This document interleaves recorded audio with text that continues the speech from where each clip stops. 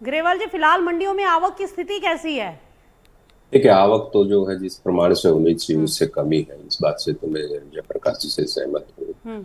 और हल्दी जो कि कैश क्रॉप है ना के, हम्म। और इसका प्रोडक्शन भी जो है ना कहें कि ओवरऑल बनिस्पत दूसरी क्रॉप्स के काफी कम होता है। तो फार्मर के लिए जो है ना एक करेंसी टाइप है। हम्म। उसकी जरूरत होगी उस हिसाब से बेचेगा। शुरुआत में माल निकलते ही जो है जिस जिस फार्मर को जरूरत है तो बेच देता है। तो अभी हम्म। आहिस्ता आहिस्ता और अराइवल कम ही होगी इसकी। हम्म। तो ग्रेवाल जी, अभी हमने कुछ दिन पहले देखा था कि किसानों ने कीमतों को लेकर अपना आक्रोश भी जाहिर किया था, तो उसके पीछे की वजह क्या थी?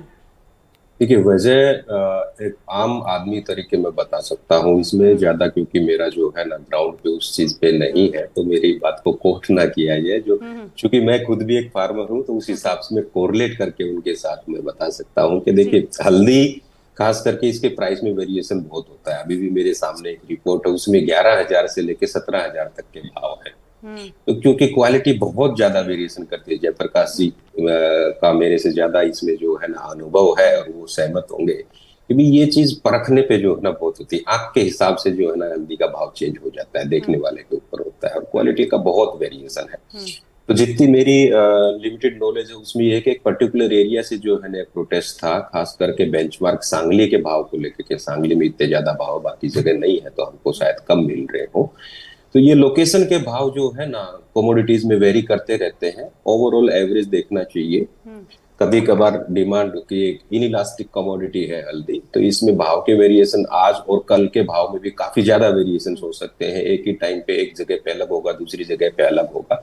हम्म। ये गेहूं और तेल की तरह नहीं है कि खाली ब्याज भाड़े में ही काम हम्म। चल जाता है। इसमें बहुत सारी और चीजें जो है ना हम्म। काम प्ले करती हैं। बहुत मुश्किल है हल्दी का व्यापार, जयप्रकाश जी ज्यादा जानते हैं। हम्म। तो मैं कहूंगा कि फार्मर का भी जो है ना थोड़ा भ्रम यही रह गया होगा। हम्म। बाकी इस बार के भाव काफी अच्छे हैं। देखिए, हल्दी के वायदा कारोबार की अगर बात करें तो कीमतें 16,000 के ऊपर हैं और हाजिर बताया जा रहा है कि काफ़ी नीचे बिक रहा है। तो इतना फ़र्क क्यों? क्या हाजिर में लेकर कारोबारी एक्सचेंज पर डिलीवरी छोड़ रहे हैं? क्या यही इसकी वजह है, ग्रेवाल जी?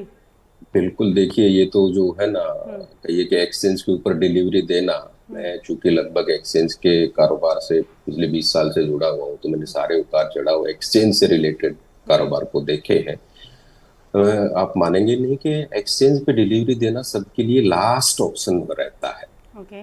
कारण कारण कि एक्सचेंज पे डिलीवरी देने में बहुत सारे खर्चे जुड़े होते हैं, हम्म। लॉजिस्टिक्स जुड़े होते हैं। हम्म। वो खर्चे हाजिर में जब आप काम करते हैं ना, तो वो हम्म। खर्चे नहीं लगते उसमें।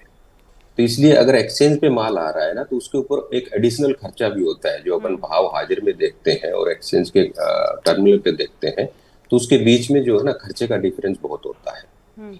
अब आमतौर पर 2.5-3% 4% तक का डिफरेंस नॉर्मल हो सकता है, हम्म। क्योंकि आप जब एक्सचेंज पे माल लगाने जाते हैं ना तो कोशिश क्या रहती है हाजिर वाले की, जो वाजिब भी है उसमें कोई हम्म। गलत नहीं है, कि भी जो मिनिमम पास कंडीशन की वैरायटी हो ना वो लग सके, क्योंकि एक्सचेंज में रेंज होती है कि भी जी। ये पास कंडीशन है, ये प्रीमियम हो जाएगी। हम्म।